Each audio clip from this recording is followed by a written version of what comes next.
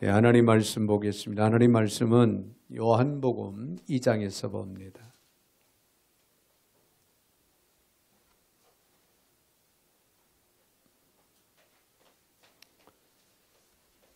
요한복음 2장 1절부터 11절까지 제가 밭으로 봉두에 올립니다.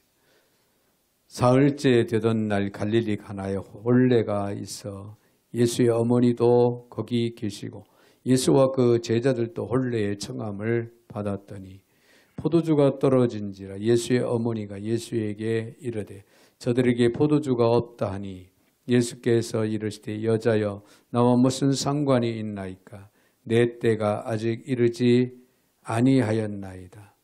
그의 어머니가 하인들에게 이르되 너희에게 무슨 말씀을 하시든지 그대로 하라 하니라.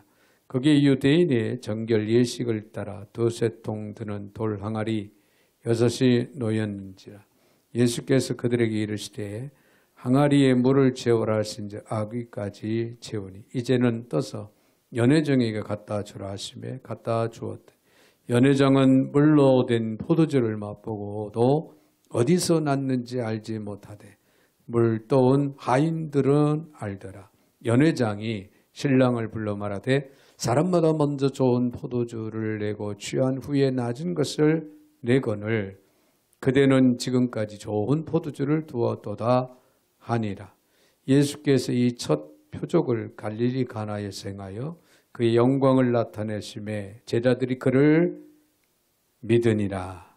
아멘. 11절까지 제가 받들어 봉독에 올렸습니다. 사랑의 주님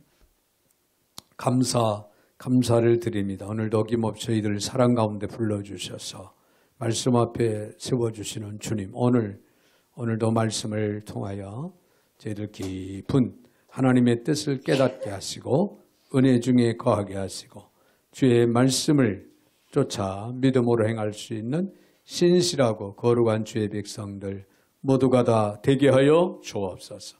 오늘도 종의 입술을 주관하시고 사용하시되 우리 하나님 홀로 영광을 받아 주옵소서. 예수님의 이름으로 기도하옵나이다. 아멘. 아멘. 할렐루야. 우리 한번 옆에 분 또 앞뒤 분들하고 인사 나누실 때 이렇게 한번 나누겠습니다. 하나님의 위대한 역사를 보세요. 할렐루야. 하나님의 위대한 역사를 보라. 여러분 이 말 한마디 깜짝 놀라야 돼요. 하나님이 일하시면 놀랍고 위대한 겁니다. 할렐루야.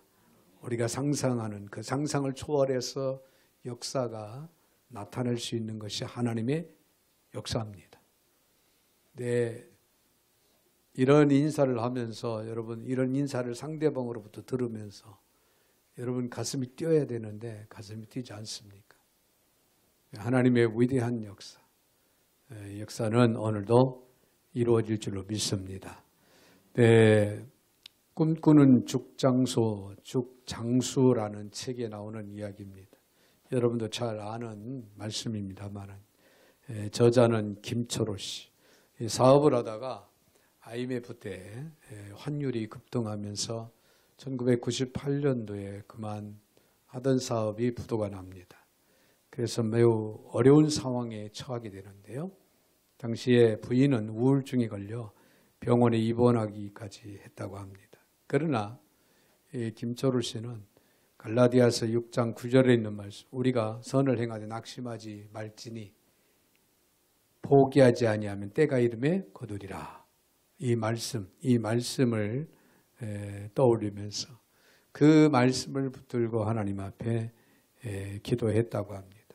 그 하나님의 위대한 역사를 꿈꾸면서 네, 그리고 성공한다면은 그 사업의 수익금을 하나님을 위해서 쓰겠습니다라고 그는 굳건하게 소원을 했다고 합니다. 그러면 그는 믿음으로 기도하기 시작했고요. 그러자 하나님께서 그에게 계시를 해주시는데 죽을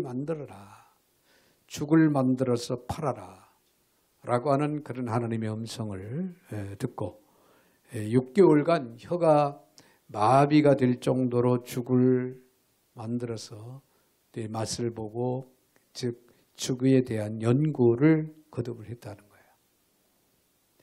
거예요. 드디어 2002년 9월 서울대학로 후미진 골목 2층에 죽 전문점을 그는 드디어 내게 됐다고 합니다. 입소문을 타면서 소문난 맛집으로 자리를 잡았는데요. 여기저기서 그때부터 가맹점 문의가 빗발쳐 한식 브랜드로는 처음으로 1,005점을 이제 돌파하는 쾌거를 이루었다고 합니다.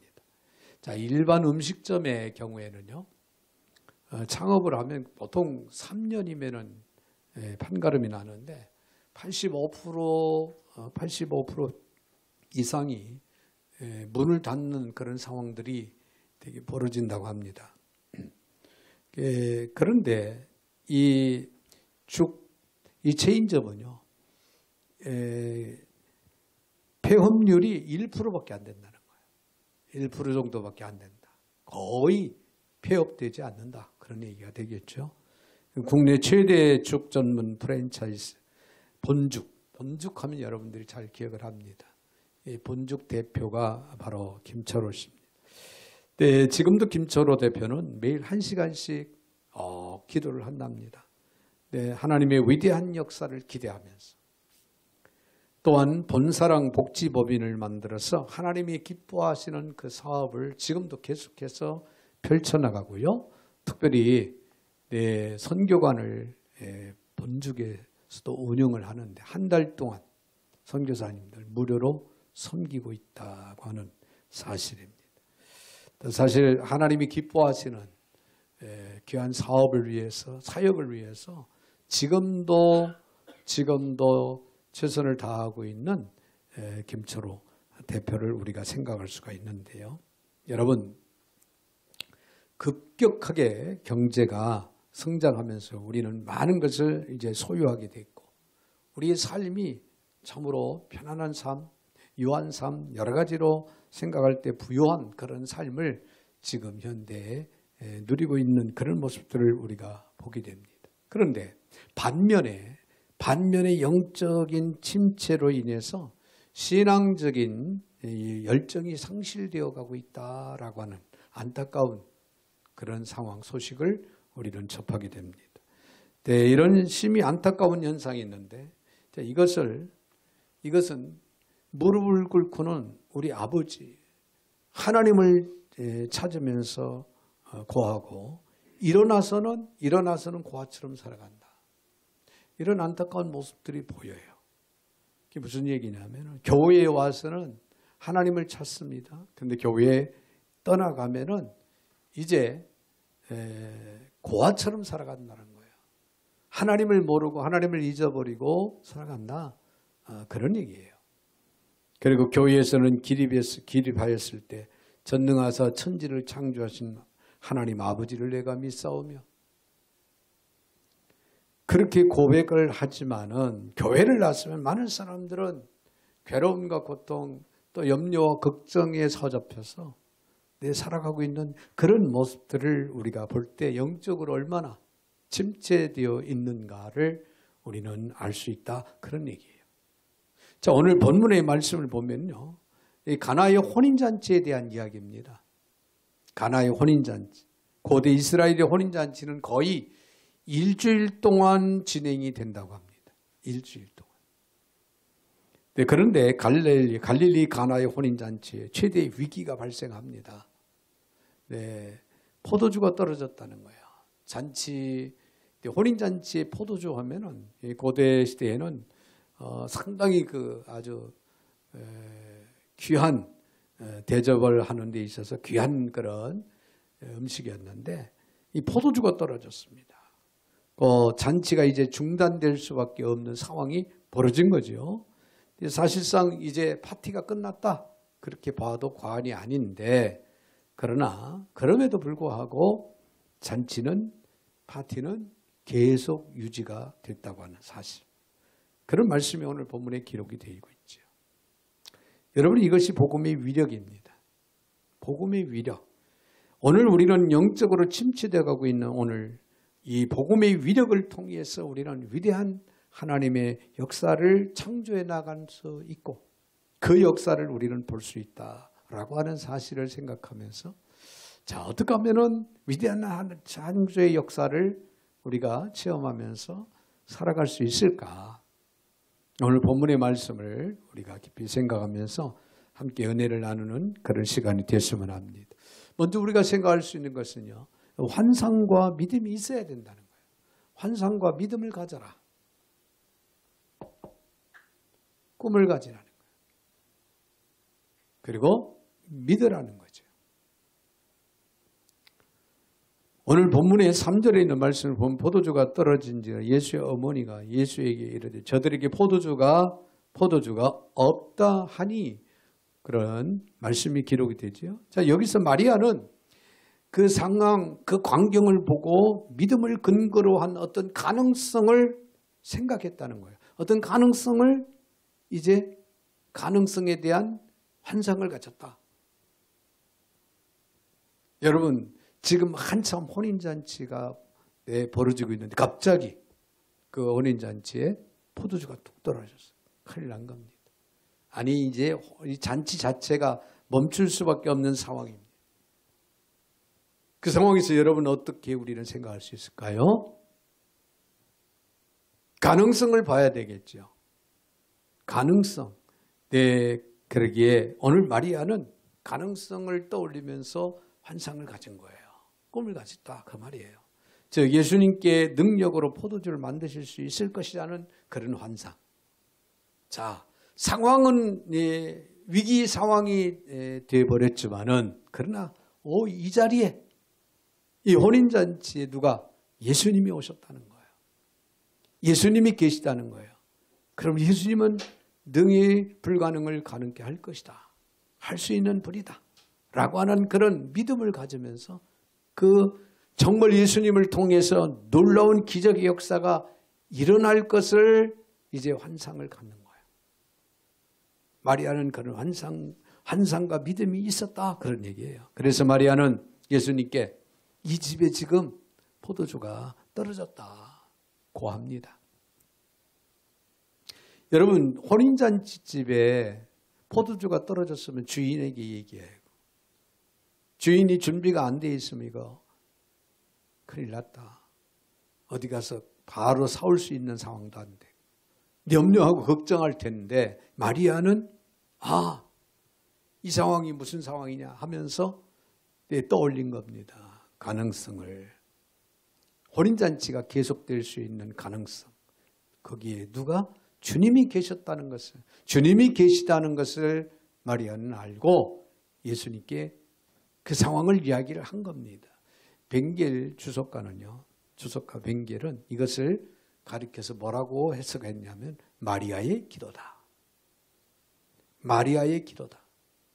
예수님께 고한 것이 마리아의 기도다. 그렇게 해석을 했습니다. 자, 예수님은요, 내 때가 아직 이르지 못하였나이다. 자, 육신의 어머니 마리아가 지금 이 집에 포도주가 떨어졌다. 예수님께 고하니까 예수님께서 하는 말, 내 때가 아직 이르지 못하여 지금 내가 할 수 있는 상황이 아니다. 거절합니다. 외면을 하셨죠? 그런데 마리아는 하인들에게 또 이렇게 말을 합니다. 하인들에게 말하기, 너에게 무슨 말씀을 하시든지 예수님께서 무슨 말씀을 하시든지 그대로 해라. 여러분, 이 마리아의 이 주석가 벵겔은 이것을 가리켜서 마리아의 믿음이다 그렇게 해석했어요. 마리아의 믿음. 여러분 상황을 한번 생각을 해보세요.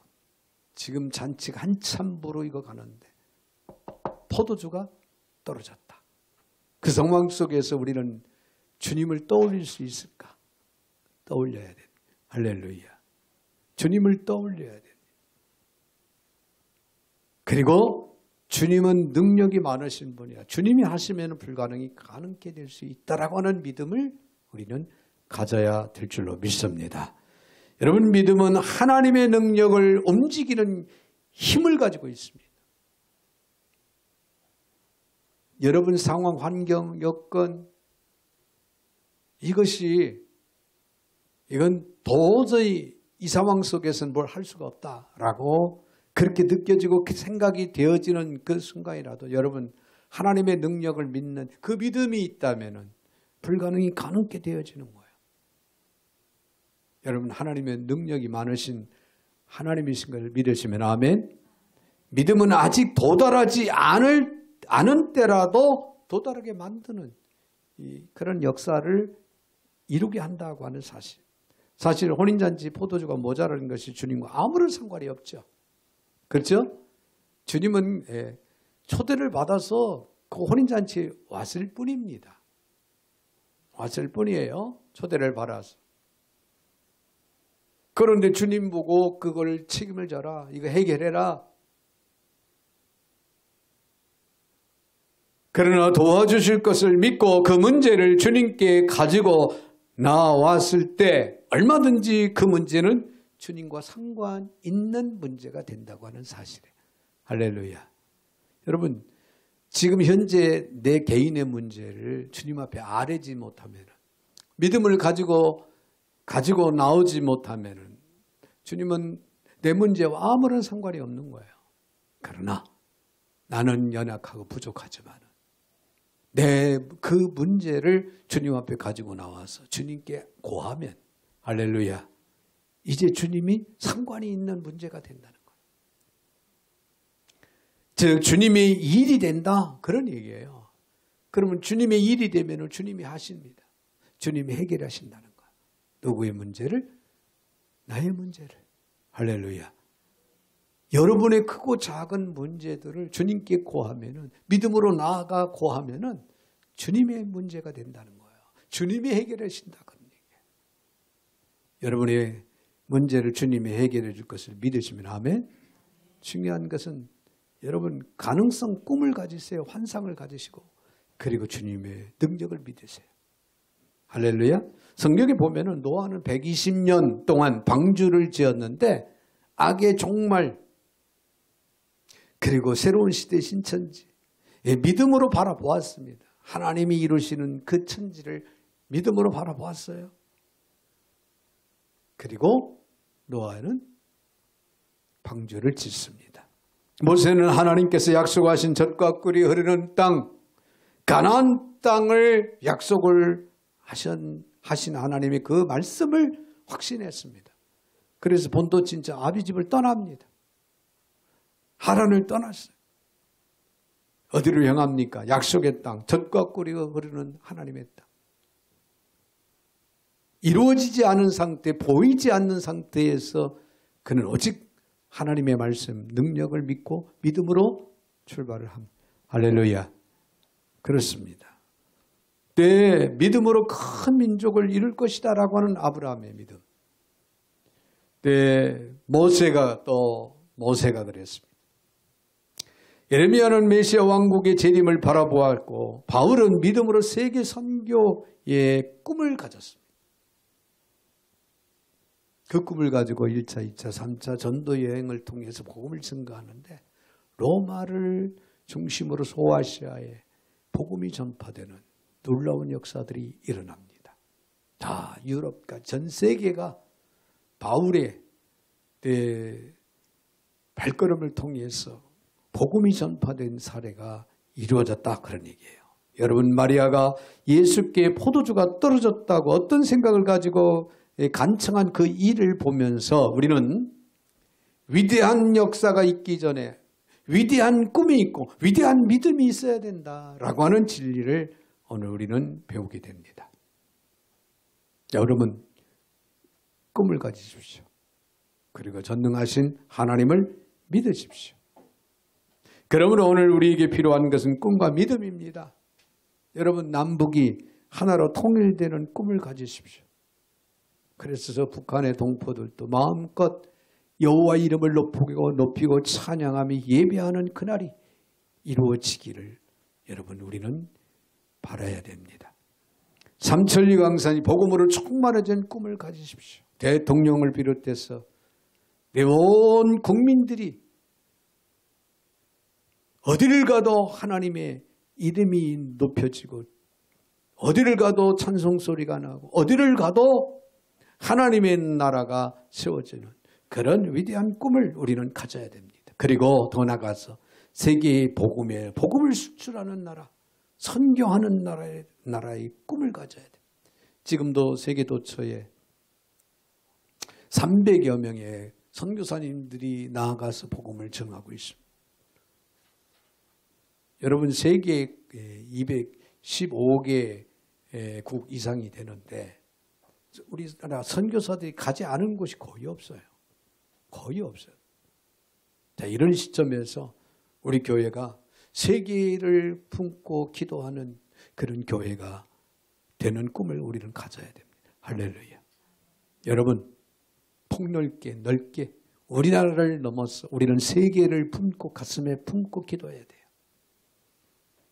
선교사들을 위해서 기도하고 세계가 그들을 통해서 하나님의 나라가 확장되어지고 복음이 땅끝까지 증거되기를 위해서 우리는 꿈과 믿음을 가져야 될 줄로 믿습니다. 자, 그런가 하면은 떠나가서 우리가 생각할 수 있는 것은요, 말씀과 순종이 있어야 된다는 거예요. 오늘 본문 5절을 봅니다. 그의 어머니가 하인들에게 이르되 너희에게 무슨 말씀을 하시든지 그대로 하라 하시니라. 할렐루야. 자, 마리아가 예수님께 포도주가 떨어졌다고 알릴 때는 어떤 기대를 가지고 말을 했고 예수님께서 그 능력을 행할 것을 요청하면서 하인들에게 역시 오직 순종만 하라. 그분이 하실 것이다. 7절 8절을 봅니다. 예수께서 이르시되 항아리에 물을 채우라 하신지 아귀까지 채우니 이제는 떠서 연회장에 갖다 주라 하심에 갖다 주었더니 여러분 마리아가 하인들에게 무슨 말씀을 하시든지 예수님이 하시는 말씀 그대로 순종하라. 바로 예수님께서 말씀하십니다. 빈 항아리에 물을 채우라. 그리고 그 물을 떠다가 내 연회석에 하객들에게 나눠줘라. 예수님이 그렇게 말씀하시죠. 하인들이 이에 순종을 합니다. 할렐루야. 할렐루야.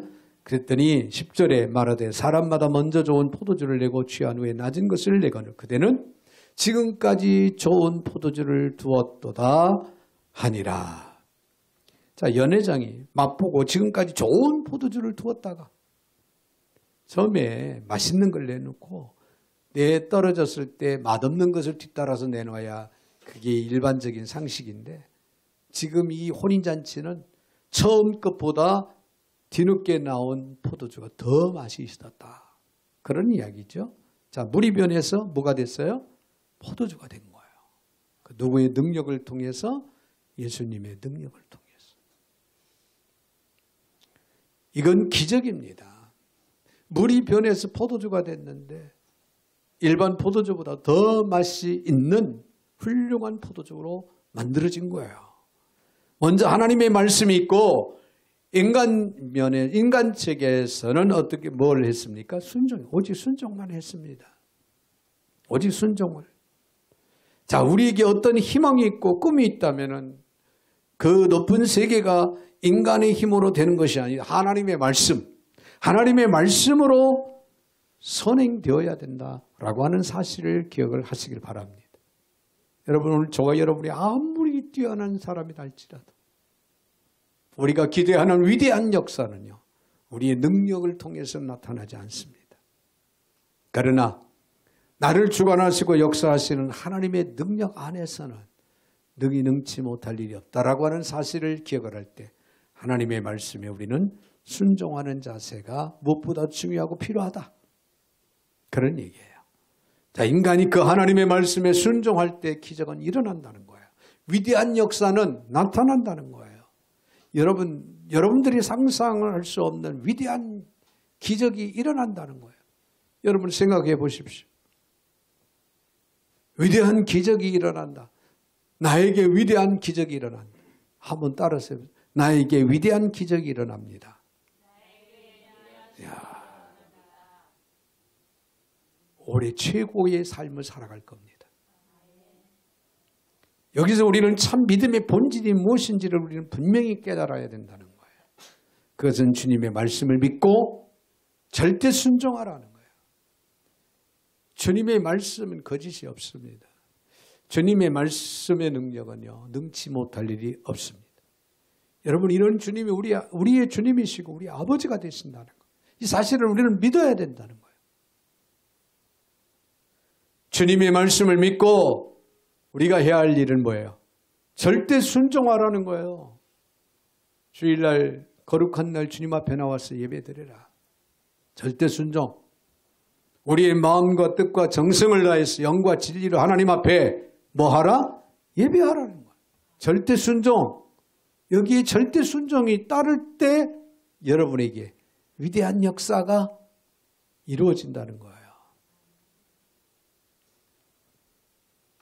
성도들 가운데는 주께서 말씀하신 것을 들을 때요, 임의로 판단하여서 어떤 것은 좋고 어떤 것은 거부하는 경우가 참 많습니다. 이건 나와 별로 관계가 없는 일이에요. 그리고 그거는 거부합니다. 순종을 안 해요. 근데 어떤 것은 이건 나에게 좀 도움이 되겠네, 유익이 되겠네, 이럴 때는 순종을 합니다. 이러면 안 되는 거예요. 절대라는 것은요, 나에게 도움이 되든 안 되든, 내가 부담이 되든 부담이 안 되든, 여러분, 우리는 피곤해도 예배를 드려야 되는 것이 순종이에요. 할렐루야. 이 절대 순종이라는 거예요. 오늘 피곤하니까 적당히, 아니면은 오늘은 쉬자. 이건 절대 순종이 될 수가 없어요. 이런 절대 순종이 없는 가운데에는 위대한 역사가 나타나지를 않는다는 거예요. 믿음은 아브라함이 보여주었듯이 하나님께서 지시하는 것을 무조건 수용하는 거예요. 그런 태도가 믿음이에요. 진정한 믿음이에요. 아브라함은 어떻게 했습니까? 하나님께서 본토 친척 아비집을 떠나 내가 네게 지시할 땅으로 가라 말씀하실 때 그대로 순종합니다. 여러분, 내 본토 친척 아비집이 어디입니까? 아브라함이 자란 곳이에요. 태어나고 자란 곳이에요. 잔뼈가 굵고, 그 다음에 그곳에서 생활터전을 이제 이룬 곳이에요. 부모가 계시고.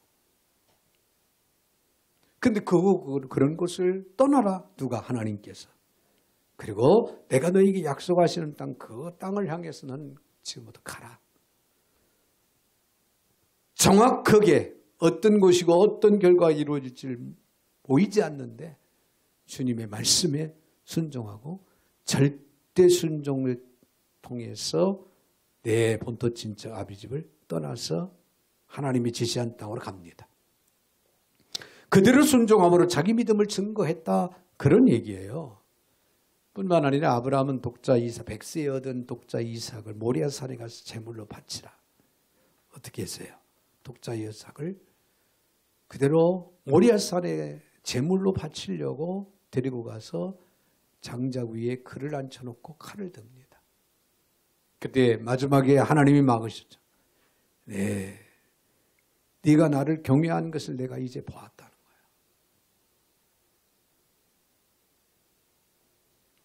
노아는 홍수 심판을 믿고 방주를 짓기 시작합니다. 하나님의 명령에 순종을 하죠.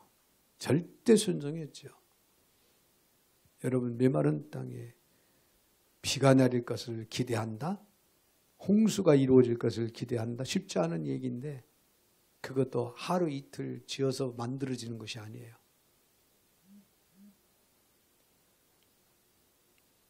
그런 방주를 지으라는 하나님의 명령에 노아는 순종, 절대 순종을 합니다. 할렐루야. 그래서 인류 멸망의 그 순간을 피할 수 있었고 노아와 노아의 가족들을 살리는 역사가 이루어졌지. 엘리사 시대에 한 여인은 절망적인 상황에서 한 병 기름을 빈 그릇에 부으라는 엘리사의 선지자의 그 말에 따라서 절대 순종을 했더니 그 기근 속에서도 먹을 것이 없어 이제 정말 죽을 그런 위기 상황에 처해 있는 그런 상황 속에서도 풍성한 삶을 이루는 축복이 그에게 이루어졌습니다. 베드로는 깊은 물에 그물을 던지라는 명령, 밤새 고기를 한 마리도 낚지 못했지만은 깊은 곳에 가서 그물을 내리라는 주님의 말씀에 순종했더니 그물이 찢어질 정도로 고기를 낚는 역사를 체험합니다. 사르밧 과부 역시 마찬가지. 최후에 이제 양식을 바치라는 명령에 순종을 합니다. 여러분, 여기에는 하나님의 말씀에 절대 순종이 있어야 된다는 것. 인간이 할 수 있는 최대의 기적은요, 하나님의 말씀. 이게 하나님의 말씀이냐? 그럼 우리는 그 말씀에 절대 순종하면 기적을 체험합니다. 위대한 역사는 여러분에게 이루어진다는 거예요. 금년 안에 위대한 역사를 체험하기를 원하시면 아멘. 그 다음에 하나님의 말씀에 귀를 기울이시고 하나님의 말씀에 절대 순종을 하는 저와 여러분이 되시기를 바랍니다. 위대한 하나님의 역사를 여러분 체험하게 될 줄로 믿습니다. 한 가지 더, 성결한 삶이 있어야 된다. 성결한 삶이 있어야 된다. 오늘 본문의 6절을 보면요, 거기에 유대인의 정결 예식을 따라 두세 통 드는 돌 항아리 6이 놓였더라. 항아리 6이 놓였더라. 자, 여기에 결례를 따라서, 결례를 번역하면요, 카다리스몬이라고 깨끗하게 한다. 정결예법, 그런 의미가 담겨져 있는데요. 성경에는 3가지의 의미로 나타납니다. 신체적 정결함, 제의적 정결, 그리고 세례를 받을 때 그리스도의 대속의 죽음을 통해서 이루어지는 죄로부터의 정결. 다 하나같이 다 깨끗하다라고 하는 의미가 담겨지게 되죠. 자, 요한이 오늘 본문에서 이야기하고 언급하고 있는 것은 유대인들의 종교의식으로서의 결례를 말합니다. 즉, 그들은 씻을 일을 세정식을 중시했는데 외출했다가 집에 돌아오거나 식사 전후로 그들은 부지런히 준비된 물로 깨끗이 씻는 습관, 그런 의식적인 그런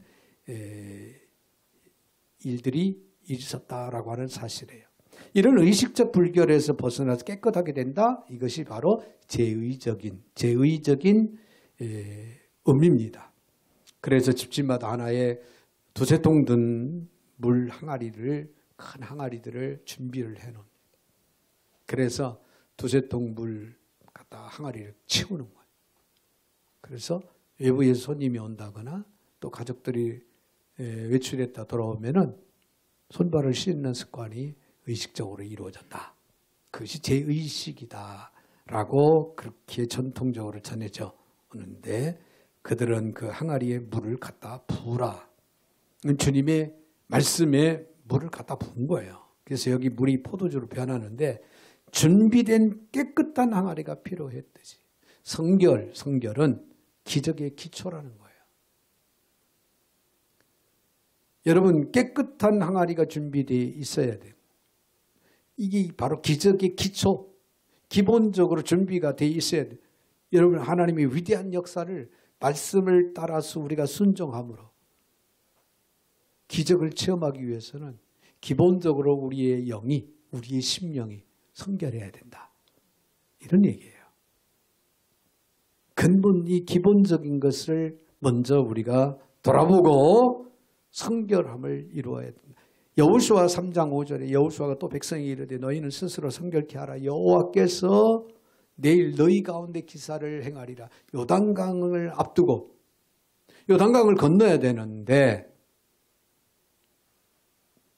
여호수아가 하나님의 지시를 따라서 이스라엘 백성들에게 지금 명령하는 거예요.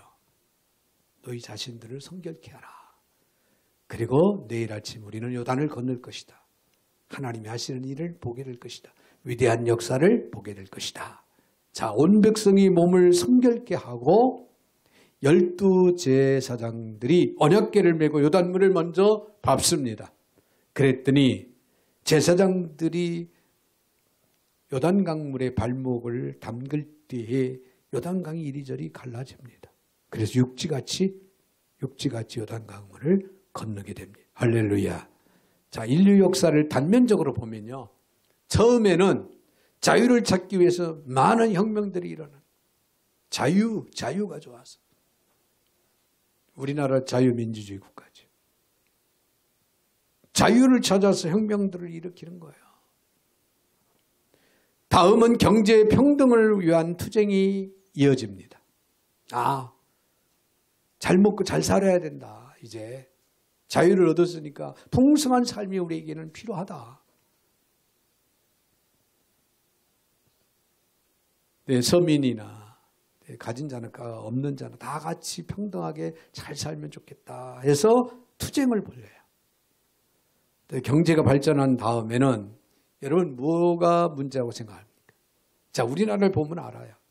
우리 대한민국을 보면은 이제 우리나라는 자유민주주의 국가로서 경제 선진, 세계 선진 대열에 서 있잖아요. 그러니 여러분 이 조그만 땅덩어리 나라에서 대국을 이루어 가고 있다? 경제적으로 막 풍성하니까. 그러니까 그 다음에 뭐가 문제가 되냐? 윤리적인 문제가 되는 거예요. 도덕과 윤리가 바닥에 떨어집니다. 이제는 형제도 없고 부모도 모르고 그런 시대가 지금 접해지고 있다는 거예요. 무서운 그런 시대에 우리는 지금 처하게 되고 있죠. 이런 윤리혁명. 오늘 우리 한국교회가 특별히 중대한 위기에 처해 있다 볼 수가 있어요. 윤리적인 이 문제니까 이 교회가요. 책임이 대단히 큽니다. 대단히 큰 거예요. 교회가 먼저 성결케 되어 가야 됩니다. 즉 성도들이 먼저 성결해야 된다는 거예요. 그리고 더 나아가서 이웃을 사랑하고 본연의 모습을 회복할 수 있는 그리스도인들이 되어야 된다는 거예요. 여러분 우리 자신이 하나님 앞에 성결하지 못하면 이웃사랑 실천을 이루지 못합니다. 이웃사랑은 하나님이 주신 계명이에요. 내 이웃을 내 몸과 같이 사랑하라. 그리고 하나님을 사랑하라. 이게 하나님의 법이에요. 계명이에요. 진리입니다. 그 계명 안에 모든 십계명이 다 포함이 되어 있는 거예요. 그런데 이웃사랑을 위해서 우리가 기본적으로 우리가 준비할 게 뭐냐? 성결함이라는 거예요. 그렇지 못하면 버려진 소금처럼 밟혀지는 상황이 이루어진다는 거예요. 그래서 오늘 한국교회가 세상 사람들, 불신자들로부터 인정을 받지 못하고 신뢰를 받지 못하고 무시를 당하고 핍박을 당하는 그런 상황들이 벌어질 수가 있다는 거죠. 그러기 위해서는 오늘날 기적의 기초가 되는 성결, 우리 성도들 개개인이 먼저 성결함이 이루어져야 된다. 그래야 역사의 변화가 이루어진다는 거죠. 욥기서 17장 9절에 의인은 그 길을 독실히 행하고 손이 깨끗한 자는 점점 힘을 얻는다. 내 자신이 성결할 때 위대한 역사는 일어날 줄로 믿습니다. 사랑하는 여러분, 오늘 우리는 영적으로 침체되어 가고 있는 이 시대 회복을 위해서 더 나은 역사를 꿈꿔야 됩니다. 그리고 오늘 하나님이 주시는 말씀에 절대 순종할 수 있어야 됩니다. 그리고 우리는 하나님 앞에 성결한 그리스도인으로 날마다 세워져 갈 수 있는 저와 여러분이 되시 주의 이름으로 축원을 드립니다. 거룩하신 하나님 감사를 드립니다. 오늘 주신 말씀 마음에 깊이 새기게 하여 주셔서 저들 하나님을 향한 뜨거운 마음, 열정적인 마음, 믿음의 고백 속에서 위대한 역사를 펼쳐나가는 거룩한 백성들 모두가 다 되게 하여 주옵소서. 예수님의 이름으로 축복하며 기도하옵나이다. 아멘.